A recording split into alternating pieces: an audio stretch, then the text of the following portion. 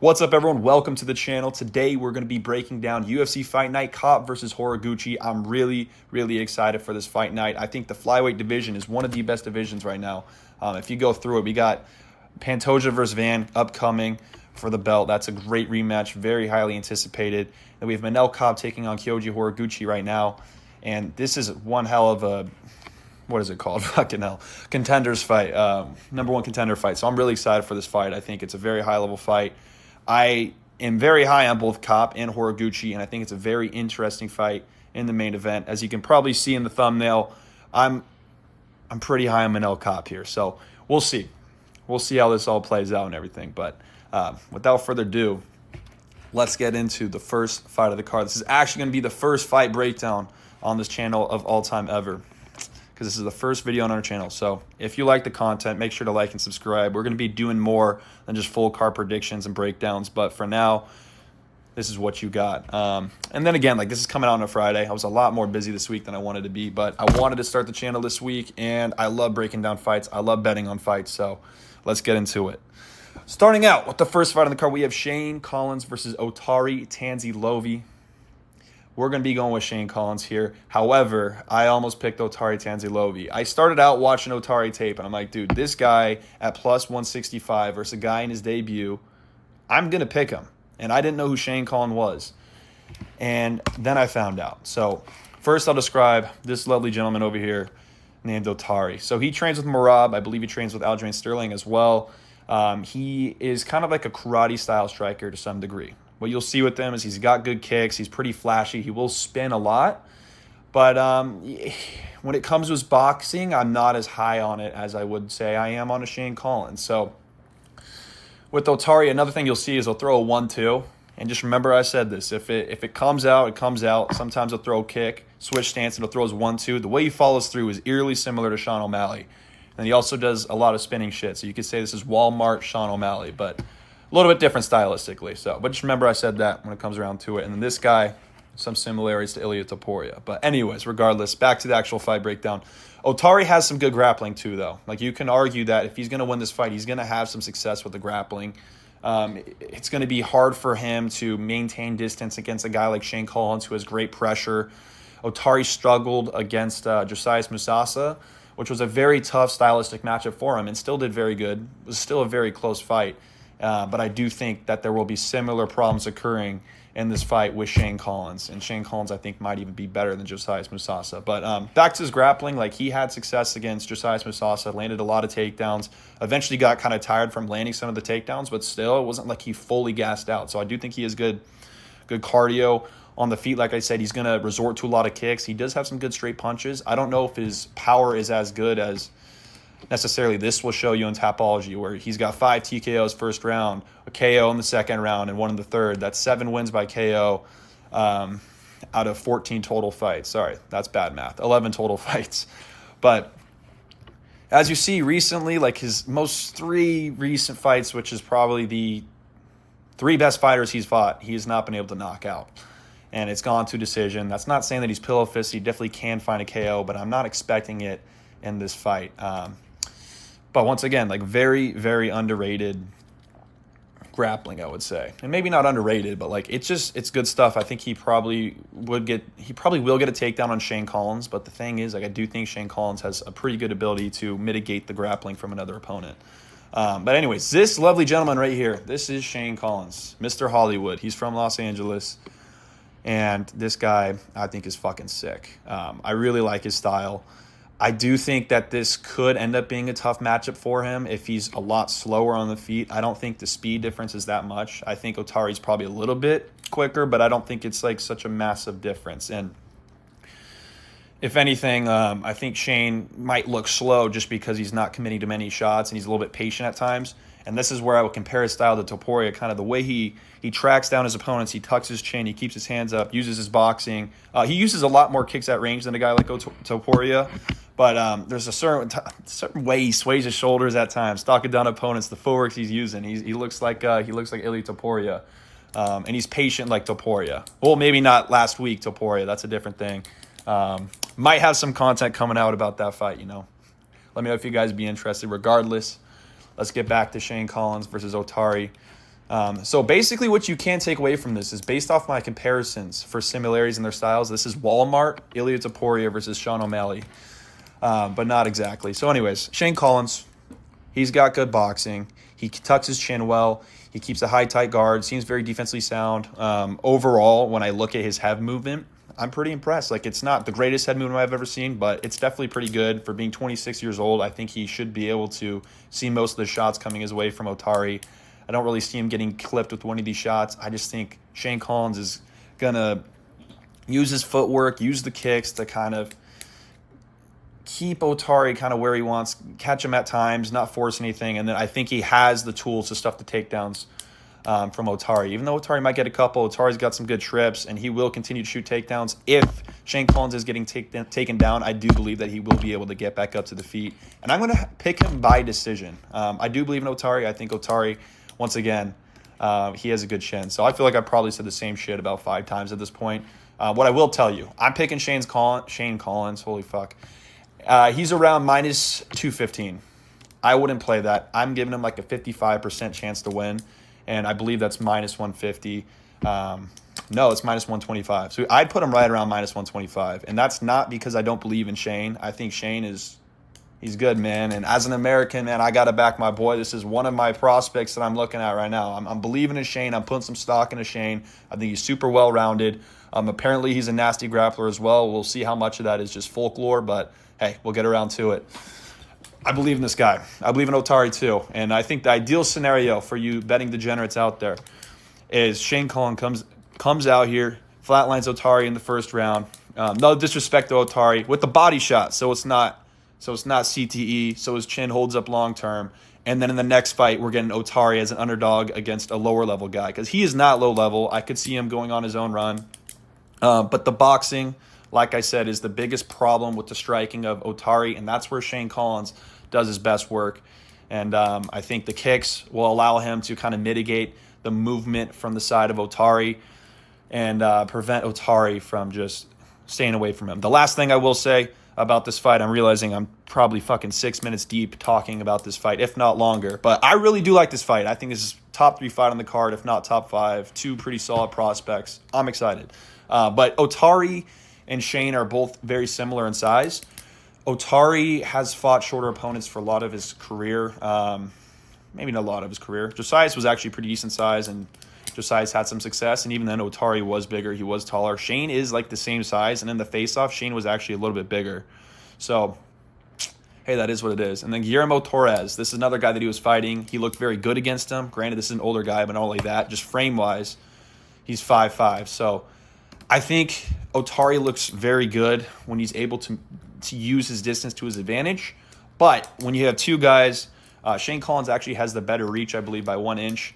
They're listed at the same height, but they're also listed somewhere else where Shane Collins is 1 inch taller.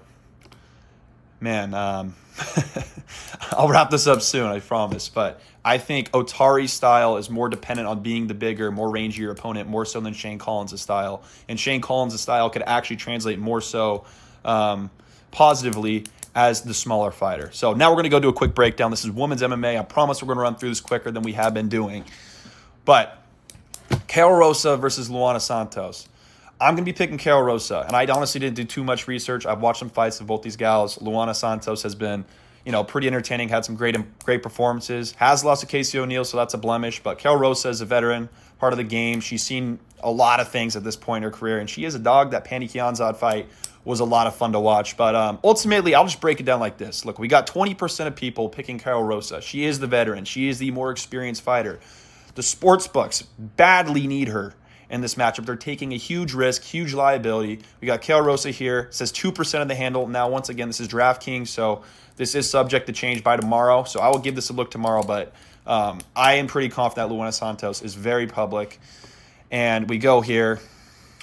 Luana Santos started as a favorite. Action came on Karol Rosa. And that, okay, hold up, sorry. Let's get it to load here. And then Karol Rosa actually became the favorite with some action. And then with all this action, it's been slowly trickling down. So Luana Santos might be the favorite by the time things turn around to it. But I think Karol Rosa, with their experience, seeing what the sports books need, I think she will get this one done. Overall, not too invested in it. Let me just double check this. liability. Okay, she's not there, so oh well. But I do think this is a big liability sportsbooks. I'm going to be going with Carol Rosa. I like Carol Rosa a little bit, man. So anyways, that's the pick. I'm going to pick her by decision. I'm picking Shane Collins by decision as well. I'm going to say 29-28 on 2 scorecards and a 30-27 another one. And then here, fucking 29-28, whatever. It's women's MMA. All right, Liam Shahbazyan versus Levon Chokheli. All right, man. I was like, dude, there's no way I would consider laying minus 315 or minus 320, whatever the line is at right now, on someone making their debut. And when you go through his resume, it's really not that impressive. He's losing to guys at Bellator. But if you really do look at it, like Lorenz Larkin is not horrible. Lorenz Larkin is a good fighter. Gochi Yamauchi, he's also a good fighter. And then like some of these fights were pretty impressive. But I was like, dude, there's no way this guy is minus 320, minus whatever he is. But then you go through him. And let me just put something else on screen here so you can kind of get a better understanding of what we're talking about. This guy right here, he looks sad, man. He does not look like he needs to be in the UFC. Now, he is more toned than that. His physique looks a little bit more like this, but this is how he's going to be feeling after Saturday, after tomorrow, actually. And I think I'm going to end up playing this in some sort. I think I'm going to look at Levon Chokheli by finish. I honestly think it's not bad value. I'm giving Levan like an 82% chance to win this fight, and that's like right around the minus 400, minus 420 range. I think that's value. I really think Liam Shahbazyan is just fucking horrible, dude. He's big, and yes, he has power, but this dude is super slow. I have no clue how Phil Rowe let this fight get to the 3rd round. I didn't watch this fight, but I've watched every fight from Ryan Loder all the way up, and these are all first-round finishes, so you'd think, oh, this guy probably looks good. No, he doesn't. His takedown defense is horrible. Could he sub this Polish guy? Yes. Is he the much bigger fighter? Yeah. If you watch the face-off, you would think Liam Shahbazyan is going to potentially snipe him. You would actually think that this guy is going to get Gamrodded. What's his fucking name? Levon Chokheli. He kind of looks a little bit like Gamrot. Maybe not. He's just like the smaller opponent. He's going to be wrestling, but I do think he's got good power. He actually has an impressive win back in the day here against Isa Isakov. Where if you watch that fight on the Contender Series, Isa Isakov fought Markel Medeiros, shot a lot of takedowns. It was a tough style for a lot of fighters. Markel ended up landing the knee. Regardless, though, like Isa Isakov is a pretty solid fighter. To have that first-round finish back in the day, that's pretty good stuff. Like Isa probably could make the UFC if he had a more fun style, whatever. But maybe not. Who knows? Regardless, he's got good power. He's got good takedown entries. He seems pretty well-rounded, and I don't think just looking at these 3 losses does his resume necessarily justice. He's 29 years old. I think he's pretty well-rounded. I think he's dangerous, and I overall just think Liam Shahbazyan is horrible. I'm not going to say he's the worst fighter on the roster, but he's probably top 10. And if I'm wrong, that'd be cool. Maybe not really. But he's slow, has a little bit of power, and then this guy's takedown defense is close to non-existent. So if Levon wants to take him down, he will take him down. It's about whether or not he's going to get caught in a guillotine. But if you look at these guys that he's fighting, and you see the way they're attempting takedowns, and you see the way they're approaching fights, you could kind of understand why he's getting all these submissions in the first round. And notice how they're all off his back. Just keep that in mind. So I think Levon's a good enough grappler. He's faced way higher, that's just bad English. He's faced much higher levels of competition. And Leon is just, I don't know. I don't really trust his chin either.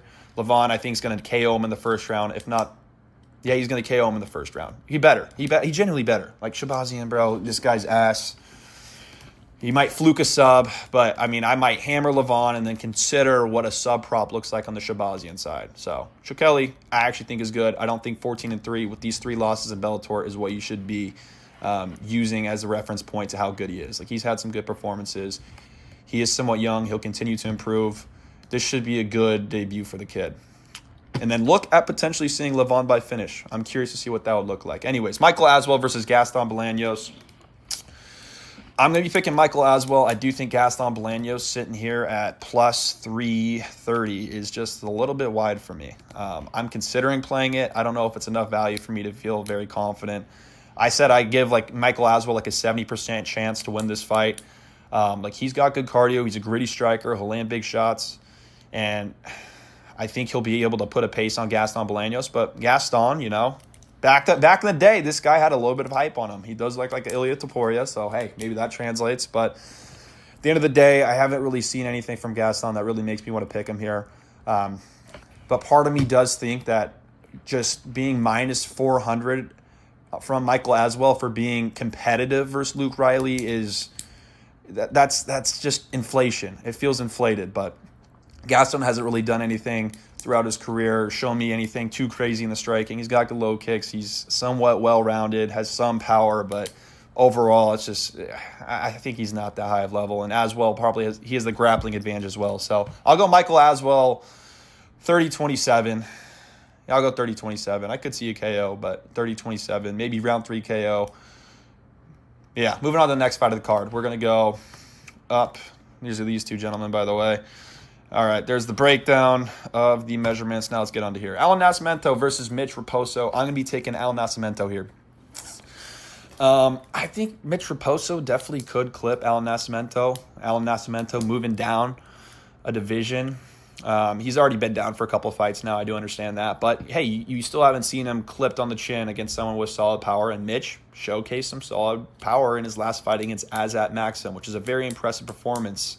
But I'm going to pick Nascimento by decision. Ultimately, I just think Alan is massive for this division. He's going to have a massive strength advantage. I do think Mitch will be able to survive the submission game. I think he might have success in a round. I think he could get around. So I'm going to go 29-28. Obviously, Mitch has some wrestling to his game as well. But Alan is huge for this division. Pretty long reach, 5'8", and he's probably a stronger guy here. I think he's going to find the takedowns, get some control on Mitch Raposo. I could see him making some mistakes, though, and Mitch making him capitalize even on the ground as well. But I'm going to go Alan Nascimento 29-28, potential 30-27. But right here, I think these odds are probably about right. I'm not going to be playing this fight. Moving on, Mesquita versus Melissa Mullins. Melissa Mullins is probably live. Let me full screen this for you. She's probably live, but Mesquita has shown a very good resume so far. I'm going to be picking her. Let's go by decision. I honestly didn't watch too much tape on this fight. Like I said, I wanted to get this video out today. Just been busy, but Mesquita, just based off what she's been doing. Let's go through some of this so I'm not just fucking spewing. Hold up. Montserrat Rendon. Okay. I haven't been watching a lot of these fights, to be honest with you. I've seen this fight, Irene Alekseeva, but you know who also had a very interesting fight with Irene Alekseeva? It was Melissa Mullins. That was a banger of a fight. Melissa Mullins is tough, but at the end of the day, I think Mesquita will be able to get the takedowns and potentially find a submission or batter on the ground. I'm gonna go with decision, even though I definitely think a finish is possible. All right, moving on to the next fight of the card. I'm very excited for this one. I'm very excited to see Andre Lima in this one. Maybe not overall with how competitive this fight is.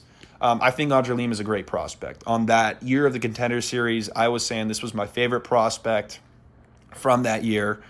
And now, I mean, I would probably pick Prates and some other guys over him for sure, but he still looks good. And when you break down his style, it just makes sense that it's going to succeed at a high level. And he is 26 years old. He's got pretty decent power, nothing crazy, but he's got like good power for the flyweight division, maybe like a 6 out of 10. But flyweights don't tend to have like a whole lot of pop. What I love about Andre Lima, this guy's smart, keeps his chin shucked. Fucking hell, bud, it's a rough day here. Keeps his chin tucked. He's got a good jab, good straight punches. He can trade almost anywhere. He's got one of the more well-rounded striking skill set in the entire UFC. And if you go through his Tapology, you can see this guy used to be super, super active in kickboxing and Muay Thai. This guy was fighting almost every month at times. And now he's kind of taken some more time in between fights. He's been improving fight to fight. Last fight, he looked really good against Daniel Perez. I think he has very good counters, very good kicks. Blends it all together. I'm not going to directly compare him to Shane Collins, but Shane Collins has a lot of tools that I like in a fighter. Andre Lima is the same way. Except Andre Lima, I would say, is maybe a little bit better on the back foot. Andre Lima, I think at this point, is a black belt. With his wrestling defense, that's like the main flaw I view in his game, where sometimes he'll overextend on strikes. a lot of times with hooks, whatever, and then that's when opponents will find takedowns or be able to put him up against the cage, clinch with him, and then find some takedowns from there. But ultimately, he's very good at scrambling, very patient when someone is on his back, and works his way through things. And he uses trips a lot on his own. Like, he's a sneaky, pretty tricky wrestler. And he's a very good trip game, very good trip arsenal. There's probably a cooler way to say that, but essentially what I'm trying to say is this guy, he's got a good bag of trips. He ripped the good Soto Gari last fight too against Daniel Perez, whatever, and he knows what he's doing on the grappling. He's not just a clear striker, which is very impressive for, number one, being his age, getting into the UFC at 23 years old, being known for your striking, being known as a kickboxer, Muay Thai guy, and I think he entered potentially as a brown belt, but obviously, he's going to continue to improve. Kevin Borjas is a game fighter. This is a guy that's dropped Joshua Van, dropped Emanuel Rodriguez, and he's been a tough matchup for a lot of, high-level fighters in the flyweight division. And when it comes down to it, I do think he could be a problem for Andre Lima, but Andre Lima is just such a smart fighter when it comes to striking on the feet, and he has the ability to take this down to the ground, where he might not look minus 600 because Andre Lima can be low volume at times. And there will be times where he's okay with winning a point battle, landing a low kick, a jab, straight right, like 1 or 2 per minute, and just banking the round off that and staying safe in the matchup that might make sense. But he also has the ability to trade in the pocket. He also has the ability to rip to the body. Like, when you look at a fighter that can engage at range very well, also engage the pocket well, has tools to the body, has tools to the head, the low kick, whatever. Like, he's a very well-rounded striker. I've probably repeated that like 5 times, but you get the point. This guy's good. Underrated wrestling. Takedown defense could use a little bit of work because I do think he does turn his back a little bit too much for my liking. But at the end of the day, he's very good at fighting through those positions. So, hey, we will see. I think Andre Lima has a good performance here. I think Borjas maybe comes out smart. Maybe not smart. I think he might come at him hard. Holy shit, pause. But if he does, Andre Lima is going to be landing some low kicks, some jabs, letting Borjas kind of come to him. And I think even if Borjas comes out a little bit less wild, Andre Lima is going to tally up some damage with the low kicks, which will force Kevin Borjas to be a little bit more aggressive. And I think eventually this will be a very fun fight at some point where Andre Lima is teeing off on him, landing body shots. But I could also see Andre Lima going the grappling route too, which he is not afraid to do, which is another thing. Hey, if you're betting Andre Lima, this guy doesn't mind taking the path of least resistance to win a fight. So I trust this guy to win fights. I think he's a great prospect. Keep an eye out on him. He's only 26 years old. He should beat Kevin Borjas. I'm going round 3 KO. Moving on to the next fight of the card. We got Vinicius Oliveira versus Andre Fili. I think I've gone only favorites so far on the card, and I am going to be taking the underdog here. I know it's a big underdog. You're looking at Andre Fili at plus 245. I will be betting him. I don't know how much. But I think he wins this fight. And I've been great at picking Vinicius Oliveira fights. You can take my word for it or not. I've watched a whole lot of fights on this kid.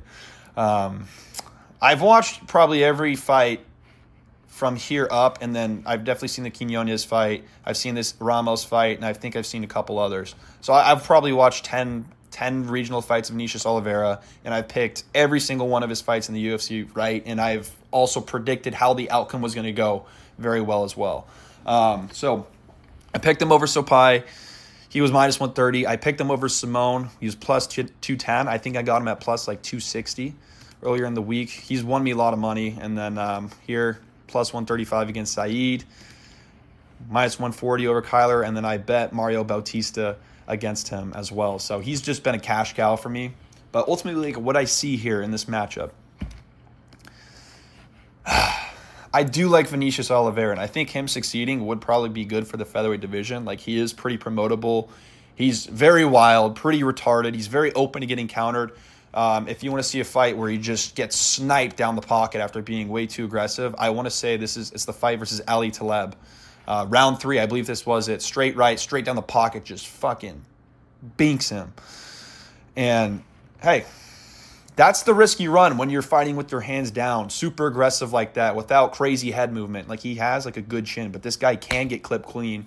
And in his last fight here against Mario Bautista, which is a striker that's not going to just engage in the pocket with him, he's going to be smart, keep it at range, and is pretty well-rounded. Granted, Mario Bautista is much better skill-wise than an Andre Fili, and I am pretty high on Mario Bautista, and maybe not as high personally on Andre Fili compared to the average person. I do think, though, Andre Fili is kind of a tough matchup. He will shoot takedowns similar to Mario Bautista. He can keep the fight at range. He does have a good reach, and, like, he is the taller guy by 2 inches. He has the reach advantage by, I want to say, like 2 or so inches as well. Let's look at it right here. Tapology. What do we got? 2 inches.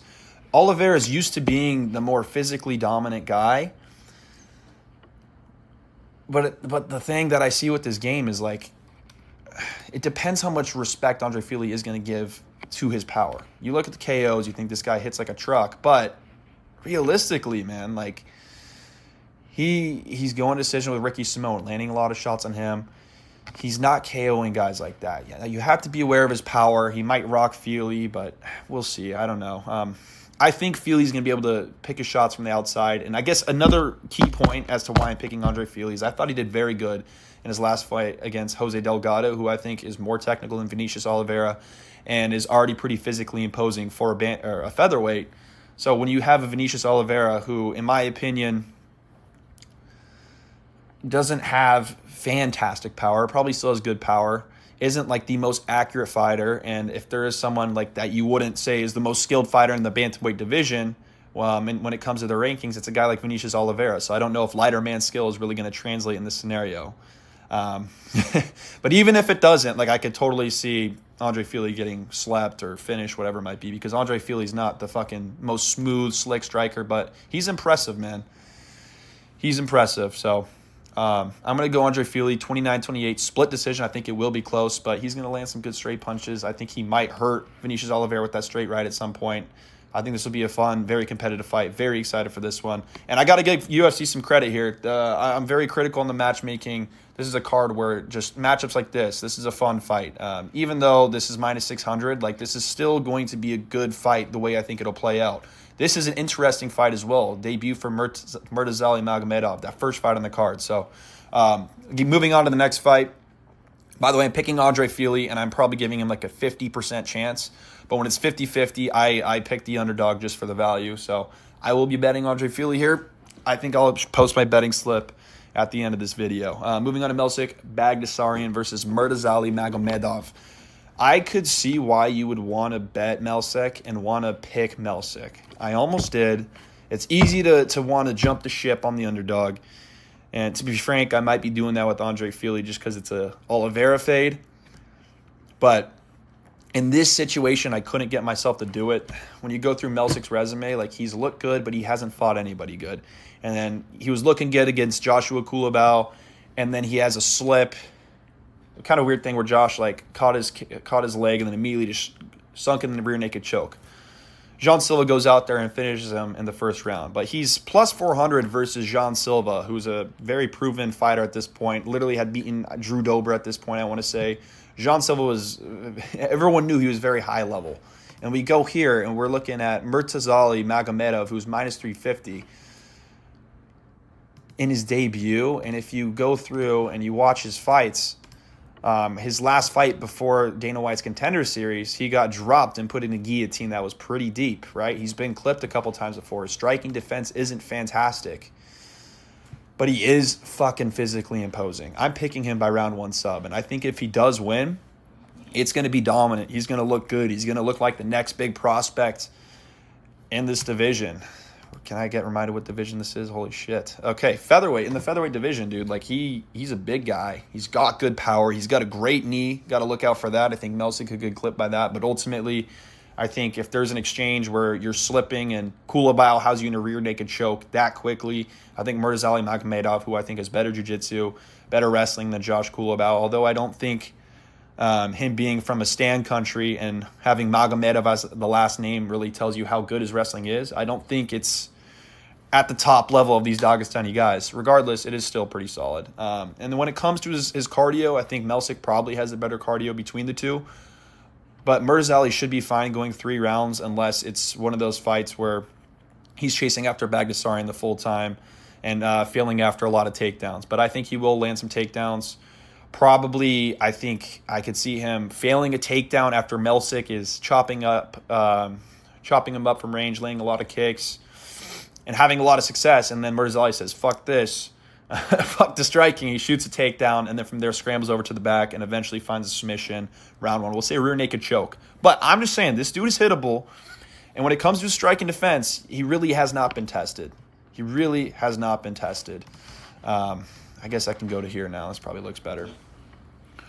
But there's fights on the regional scene, man, where, and by the way, he's definitely like 2 inches taller than Melsik Baghdasaryan. Go look at the face-off. But he's got good power. He's got the physical attributes. Baghdasaryan is unproven to me.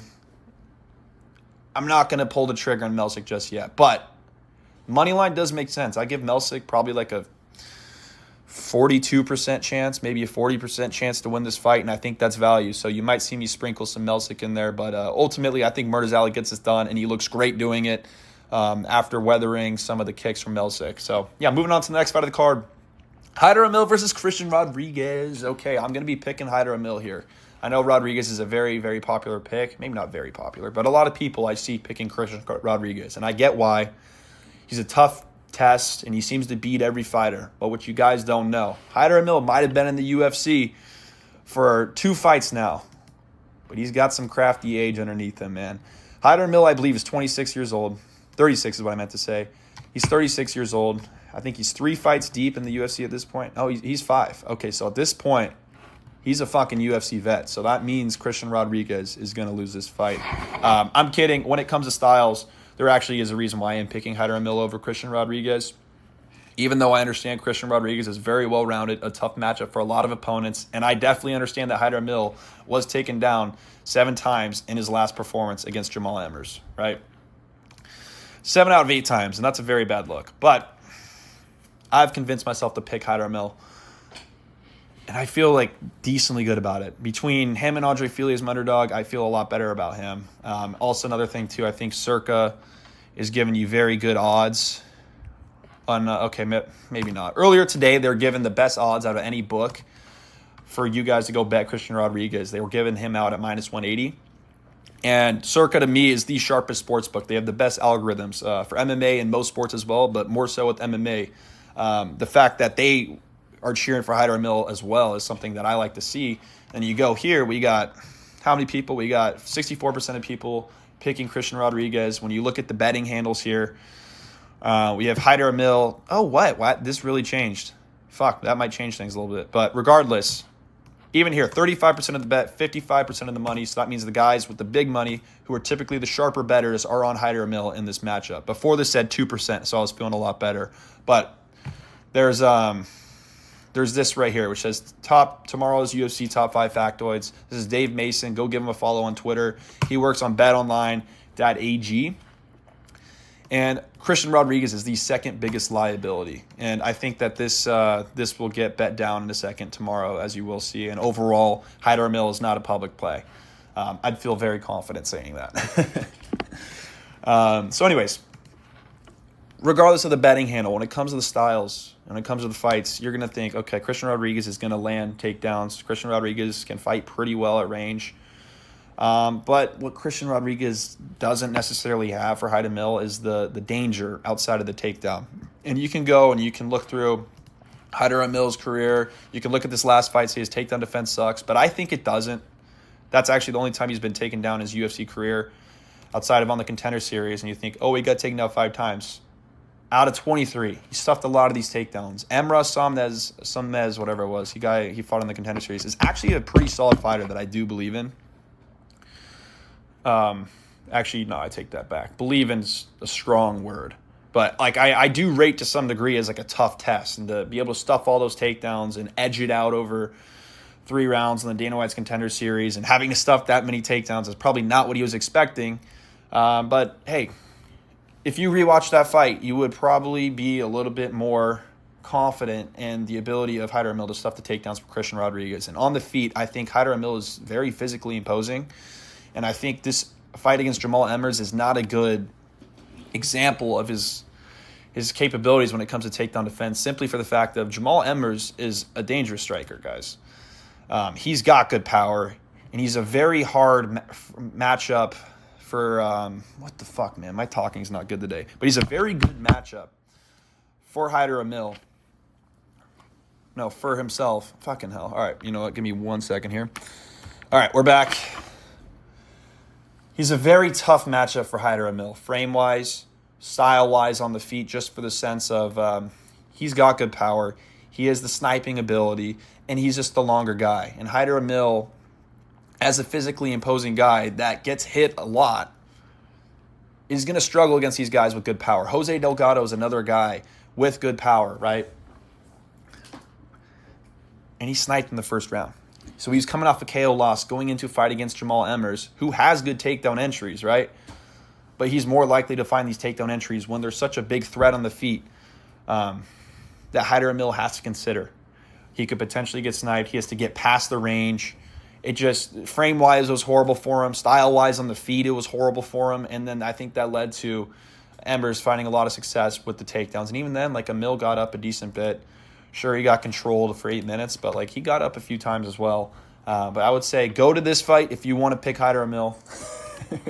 He wasn't able to necessarily like land a whole bunch of strikes, but when it came down to it, I don't think Christian Rodriguez is going to be shooting a lot of takedowns. And I think a lot of these fighters that end up losing to Christian Rodriguez are guys that are forced in the grappling, really needing the grappling to work. And Christian Rodriguez is, number one, really good at making you tired from grappling with him, but he's very good at scrambling and taking advantage of someone that wants to get the grappling going on him. And Haider Amil does shoot takedowns, but it's kind of that scenario where he's shooting it for the takedown threat on top of the striking. It's not like his number one plan goal in mind. And I do think that just on the feet, being physically imposing, he has underrated cardio on the feet. He's just going to go out there swinging like a madman. He's got good power. I think Christian Rodriguez is going to eat some big shots. And Haider Amil is going to be ready for the takedown threat to come back his way. And another thing about Haider Amil, he just has a fucking good chin. Like, when he's not fighting a super powerful fighter, he's got a good chin. This is do or die for him. He's coming off 2 straight losses. I do rate him. I think Zhang Young Lee is actually not that bad. I really do rate William Gomez pretty decently. He had a great performance against Brito, which I know everyone hates on Brito now, but like Gomez is like a good fighter. He's tricky, very tricky. Very technical. Now, say what you want about these fights, but he's going to throw volume. He doesn't have bad cardio. He's got a good chin. I don't think he's going to be very respectful of the power of Christian Rodriguez the same way he was at Jamal Emmers, which is going to lead to him finding a lot of success. Now, you could also say with Haider Amil, and I fully understand this take too, like he overextends on shots, so it's going to be a problem to him, but I think he's going to be square. Maybe fight a little bit smarter, but hey, it's do or die time. We're on the meal train. I think Christian Rodriguez is going to get around, but Haider Amil is going to win 29-28 and shock some people here. Not super confident. I give him like a 55% chance to win this, but sitting there at plus 170, I have no problem whatsoever betting that. So here comes the next fight on the card, which is Ion Cutelaba versus Navajo Sterling. I'm going to be going with Navajo Sterling, but full hand up of accountability. Maybe I'm a casual here. I was not able to watch his last 2 fights. So I'm breaking this down without necessarily knowing the results of his last 2 fights outside of just the stats. I've looked through those, and I've watched a couple takes on how he did in his last couple of fights. But I went on UFC Fight Pass. I went on Paramount Plus. I went on everywhere you can watch a fucking fight, and I couldn't find him versus Bruno Lopez versus Rodolfo Bellato. But regardless, I don't think either of those 2 fighters are anything special. Ion Cutelaba is, without a doubt, the toughest fighter he has been matched up with in his career. And I think Navajo Sterling is a little bit fraudulent from what I've seen in the past. On the Contender Series, it just looked unnatural. Like, there's a certain way to describe it where it's like, it looks like he has to think every time he's throwing a strike. When he's throwing that left hook, it doesn't look natural. He's going to get clipped at some point. I don't think it's here, and if it is, I think he will be able to recover. Ion doesn't have the best cardio. Now, granted, Navajo did slow down a little bit in that 3rd round against Bellato, from what I heard from other people, but I didn't get to see it. He's young. If anyone's going to prove, it's going to be Navajo, but he does have good tools to keep fighters at range. So that's how I would describe Navajo. He has good tools. Just when he puts them all together in an MMA fight, it just doesn't look fucking natural. I don't know why. It looks like he has to think every time he throws every individual strike. But I'm cheering for Navajo. If you've seen his clips on Twitter, Kick, Twitch, whatever it is, this guy's fucking hilarious. He's a really cool dude.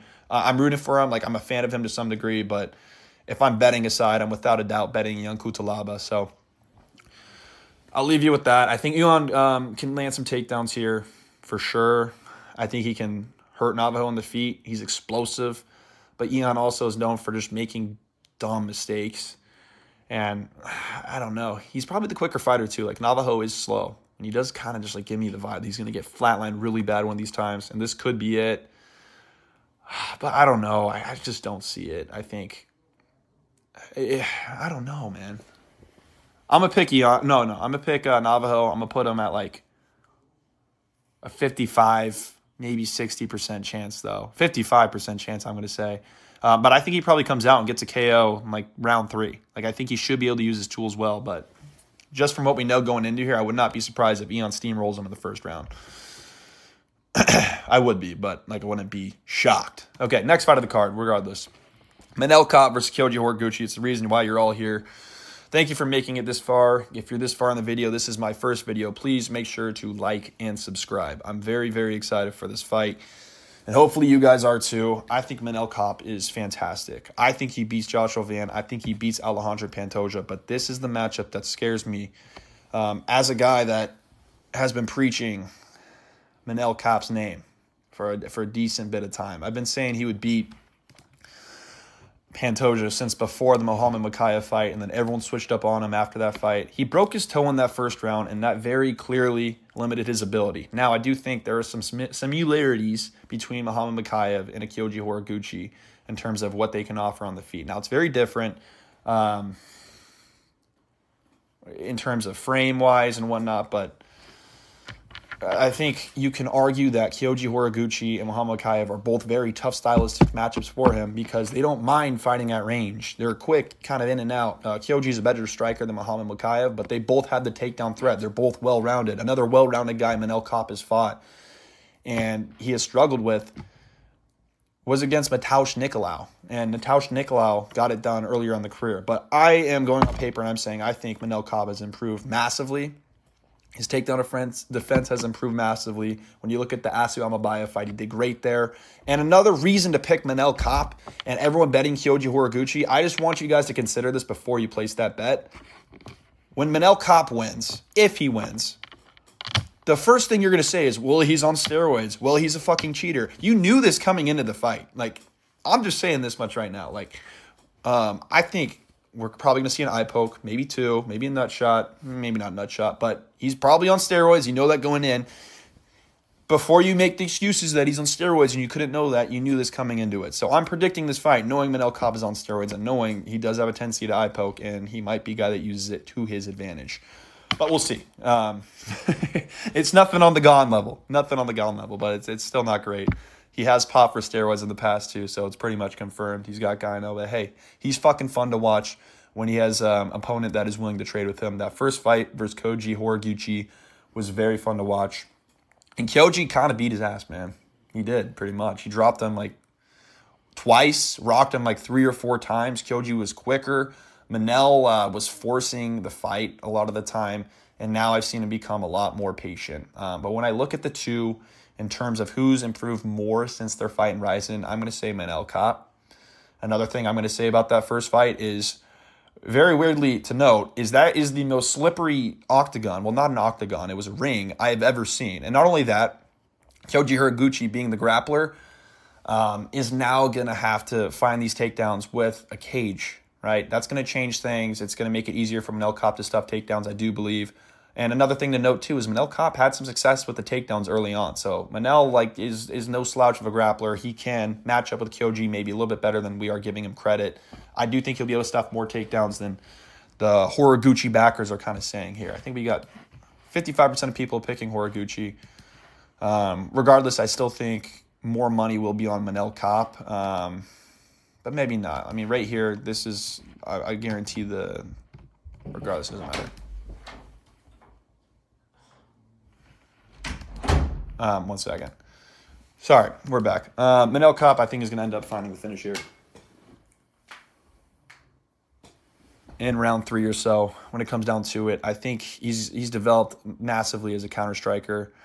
I don't think he's going to force it as much with Kyoji Horiguchi as he done in the past. Like, if you saw, he kind of blitzed in a lot more than you're going to see him nowadays. And I think just the fact that he's minus 160, we've seen Kyoji Horiguchi go on this crazy run against Albazi, a crazy run against an Amir Albazi, and, oh, fucking hell, guys. Take your one back off. I need to sleep, but we'll get through this. We're almost done, I promise. Kyoji's looked like the best he's looked throughout his career from what I've seen. Like, I've seen a fair bit of his fights at Ryzen 1, whatever. He is looking fantastic. And maybe it's just because he's beating up on UFC opponents and, like, he's looking really good doing it. And going through Amir Albazi, just fucking laying into him. Gets dropped, but still comes back and has a bunch of good moments. Man. And he's looked good in Ryzen as well, guys. Like, he's looked good in Ryzen as well. Losing to Apache Mix isn't great. Fucking tired. Okay. What else am I going to say here? There's more points out of my head. Fucking hell, bud. He's fought against Demetrius Johnson. He's a well-rounded fighter, very quick. Is going to be the smaller of the two. But he's got good power. Manel Kape has a great chin, but we've seen Kyoji Horiguchi hurt Manel Kape multiple times. I don't think Kyoji's going to finish him unless Manel Kape gasses out. But even in that fight, that was high volume. It was in round 3, and I don't think Manel Kape was gassing out. I do think Manel Kape is the type of guy that will have 5 rounds of cardio. And even if you wouldn't normally, the steroids probably get him there. But yeah, the way I would describe Manel Kape, right? Fantastic counter striker. If he's fighting a guy like Joshua Van, that's the worst matchup for Van in the division, I do think, just because Joshua Van's going to have to close the distance. He's a guy that is at a massive physical disadvantage, number one. And Manel Kape has great power. He has a great chin. Joshua Van doesn't have the greatest power, and he's going to have to find a way to close that distance. And Manel Kape's going to be waiting on the outside for Joshua Van to close the distance and snipe him. So he can be a sniper. He can extend combinations. He's great in the pocket. He targets the body well. His kicking game, I do think, does need a little bit of work. And I think Kyoji will land some low kicks, but Manel Kape's going to be prepared for everything. Like, I truly do believe that in moments, Manel Kape is world-class when it comes to his counter-strike and everything. I really, really do believe in Manel Kape. But with that being said, man, I'm not going to be betting Manel Kape. I think Kyoji Horiguchi might beat him, dude. Like, minus 160 right here. You just heard me glaze Manel Kape, say he'll beat Alejandro Pantoja. I think he'd KO Van and Pantoja. I'm not betting him at minus 155 over Kyoji Horiguchi. I just think it's the worst stylistic matchup probably in the flyweight division for him right now. And I know it's crazy to say right now, but hey, I'm a foresight guy. I'll say my take early. I think Kyoji's ability to just float on the outside, force Manel Kape to come to him, it's scary betting the Manel Kape side, because we've seen Manel Kape blitz in, try and force things against Kyoji before, and it just did not work out. And Kyoji's looking some of the best that he's done. And then if you just break down the styles, like, Kyoji's going to land some kicks, and seeing the fact that he was able to snipe Manel Kape so many times, even if he does it like once or twice, that could change how Manel Kape's approaching this fight. But I trust Manel Kape's chin. I think he took Kyoji's best shots, was able to recover. And if anything, I saw Manel Kape being harmed from that slippery fucking ring in that fight more so than Horiguchi. But Horiguchi as well, but Manel Kape was slipping all over the place, which you can't say he has done a few times throughout his career, just because sometimes he just throws some spinning bullshit. But I'm not expecting the canvas to have oil on the floor. I don't even fucking know what happened in that fight. Rewatch it. Let me know if I'm tripping. Regardless, I think Manel Kape's takedown defense has gotten much better, and his striking has gotten much, much better. I think I'm now at that point where, even though this is such a bad stylistic matchup for him, I think he will win, and I think he will catch Kyoji Horiguchi at some point. And, yeah, dude, when it comes down to it, I'm going to say like a round 3 KO, building into it, maybe round 2, dude. I'm going to say round 2, I am. I think Kyoji's going to be looking good, too, dancing around the outside. Manel Kape's going to charge in, maybe get clipped a couple times, have to slow down a little bit, but after a while, like, he's going to be a little bit more patient. And what Kyoji does too, he has these striking patterns, right? And this every fucking striker has patterns, but he goes for the lead left hook so fucking often. And I feel like Manel Kape will be able to time that, and especially as a shorter opponent, eventually against a good counter striker, they're going to land overhand right over the top, bang, bow. I think Manel Kape switch stances. Like he's always been the same fighter, but I think this does look much different than the first fight for the simple reasons Manel Kape has improved in every facet massively, and he's on roids. At the end of the day, he's on roids. Another thing to mention too is when Manel Kape shows up to fight, you know he's healthy because he's pulled out of a fair bit of fights. So, hey, I'm expecting a great version of Manel Kape. I'm expecting a great version of Kyoji Horiguchi, and I think both these guys could find their way being champ after this fight. I'm not sure where I would go with Kyoji Horiguchi versus Pantoja, but I could see myself picking him over Pantoja. And I think I'd pick Van, but I would consider that for sure. Kyoji's fun, man. Kyoji's fun. This is a fucking sick fight. I've probably said it enough times. But yeah, man, I mean, that's the end of this video. I might send a screenshot. I'm going to put a screenshot up right now of my betting slip for the weekend. And this is probably all going to break. I'm going to be betting underdogs. But hey, fuck it. If you want to ride, this is what I'm betting. I'm not betting Manel Kape. I think I'm giving him like a 52% chance to win. I'm picking him round 2 KO.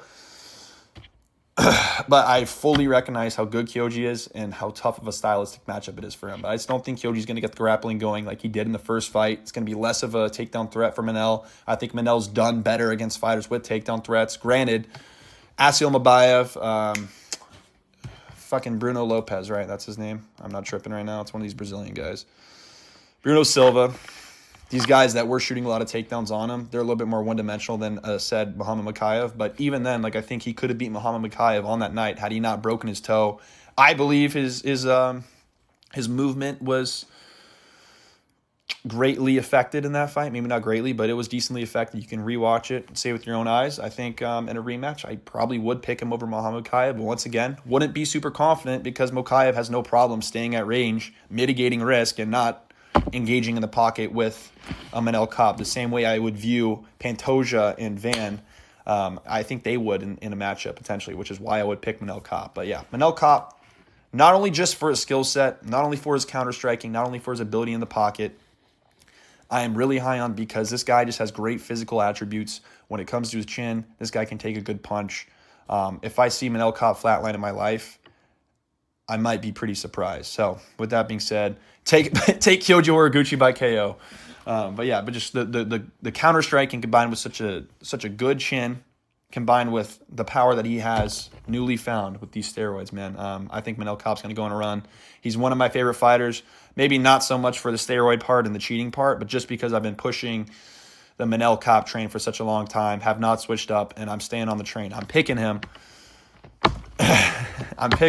But fucking I am scared for this weekend. So let me know what you guys think. I can see the Horiguchi side. I think Horiguchi could definitely, I could see him finishing Manel Kape. I think Kyoji's got the more well-proven cardio. So yeah, that's the breakdown on this fight. If you want to go through the betting handles real quick, I don't know how accurate this is going to be, but I think the main things that I'm looking at are Kale Rosa. I think Kale Rosa is probably a good play just based off where people are going. The books need Kale Rosa pretty badly. I'm considering betting that, but I probably won't. It's women's MMA at the end of the day. Andre Fili is pretty public here, but at the same time, we go here, and you see Oliveira has some of the most money on him, so I don't think Fili is a big liability here. It's kind of interesting. Like, if you're going to bet based off the handle, I would recommend using multiple websites. I think going across Tapology, seeing how many people are picking here, comparing it to DraftKings Network, and then there's an app called Pick'It that's very good, and then another place that comes out with the odds is BetMGM News. They come out with day of, so that's always good at looking at. But be smart, guys. I'm going to put my betting slip on screen here. Without further ado, please like and subscribe. I appreciate you guys so much for watching. This was my first video. We got more coming out this week. Let me know what you want to see. Let's go.